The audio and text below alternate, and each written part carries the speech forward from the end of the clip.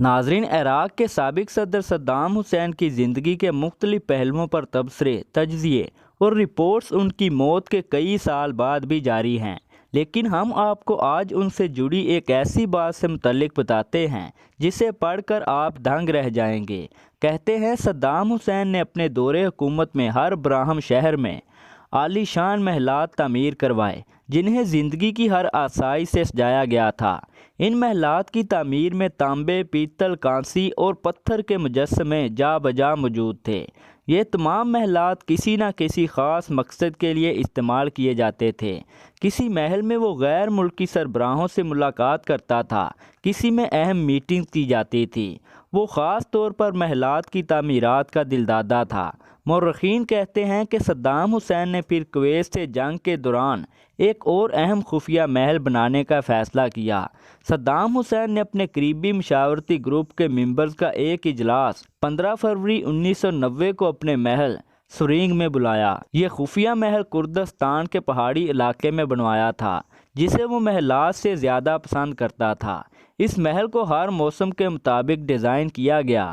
یہ پہاڑ کی چوٹی پر تھا اور اس کے اوپر جنگل اگا دیا گیا تھا تاکہ کسی کو نظر نہ آئے۔ صدام حسین اس محل کی بڑی بڑی روشن کھڑکیوں سے اطراف کی وادی کا بخوبی جائزہ لے سکتا تھا، جہاں سخت سردی اور گرمی میں وہاں کے آبائی باشندے کرد چلتے پھرتے نظر آتے تھے۔ یہ جگہ حلابجہ شہر سے زیادہ دور نہیں تھی۔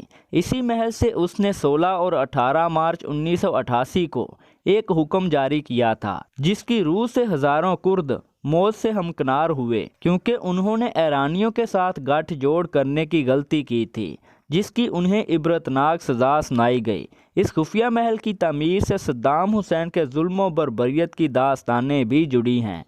کہتے ہیں جب یہ محل تعمیر ہو رہا تھا تو اس کے مزدوروں اور انجینئرز کو آنکھوں پر پٹیاں باندھ کر وہاں سے لے جایا جاتا اور پھر جب اس کی تعمیر مکمل ہو گئی تو ان سب کو بسوں میں بٹھا کر بم سے اڑا دیا گیا، اور جن محافظوں نے یہ ہولناک منظر دیکھا بعد ازاں انہیں بھی اسی وقت مار دیا گیا۔ واضح رہے کہ امریکی فوج کے حملے کے بعد ایک کرد کی نشاندہی پر ہی صدام حسین کو اسی خفیہ محل سے 15 کلومیٹر دور ایک زمین دوز سرنگ بنکر سے پکڑا گیا تھا۔ یاد رہے کہ عراق کے سابق صدر صدام حسین کی پھانسی کی کارروائی کی نگرانی کرنے والے فوجی کی جانب سے نئی اور دلچسپ تفصیلات بھی سامنے آئی ہیں۔ عرب ٹی وی کے مطابق مذکورہ فوجی اہلکار نے بتایا کہ صدام اپنی زندگی کے آخری لمحات میں سکون سے سرشار تھے اور ان کے ہونٹوں پر مسکراہٹ چھائی ہوئی تھی۔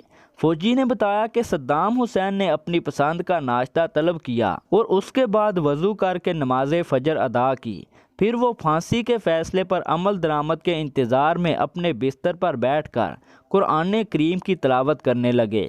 فوجی کے مطابق امریکی فوجی اہلکار صدام کی مسکراہٹ سے بہت زیادہ خوف محسوس کر رہے تھے اور موت کا سامنا کرتے ہوئے صدام کے انتہائی سکون کے سبب ان فوجیوں کا گمان تھا کہ عن قریب کوئی بم دھماکہ کر دیا جائے گا۔ فوجی نے یہ بھی بتایا کہ صدام نے ایک پہرے دار سے بڑا گرم کوٹ طلب کیا کیونکہ وہ نہیں چاہتا تھا کہ سردی سے کپ کپاتی حالت میں نمودار ہو اور اس کی عوام یہ گمان کر لیں کہ ان کا سابق صدر موت سے خوف زدہ ہے۔